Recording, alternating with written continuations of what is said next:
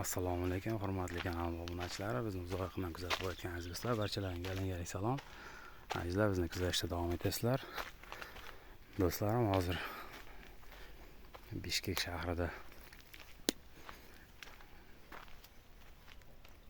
shunday chiroyli joylarda, go'zal joylarda ana shu uyimizda remontini olganmiz. Xudo xolasa uy 12 ga 7:30.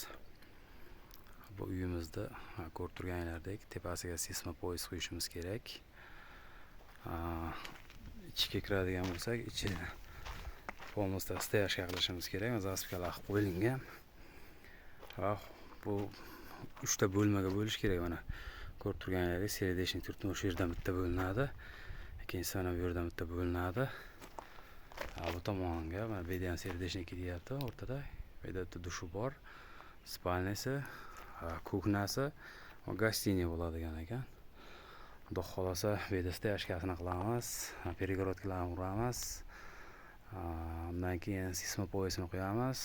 Keyin balka tashlab, lombas, krisha deganday Xudo xolasa bitirib ketamiz. Azizlar, bizni kuzatishda davom etib, bitta laykalarni urib qo'yasizlar. Bu yerdan sizlarga faqatgina azizlarim atmosferani yetkazib bera olmayman. Kislorodni yetkazib bera olmayman, to'g'risi, kislorod.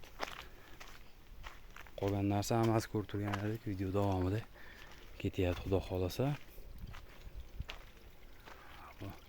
Bu mevalarni nima deb ataydi endi bilmaymiz do'stlar, mana qizarib pishishga kelyapti, xudo xolasa.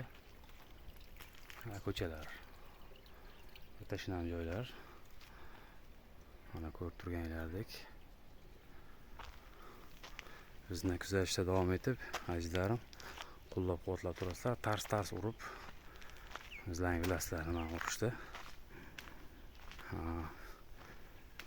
Fikr mulohazalarni qoldirib ketasizlar video ostiga azizlarim. Bu yerga qapchanlarni qilib, o'zimizga yasab oldik, chiroyli qilib, sharoitlar qilib.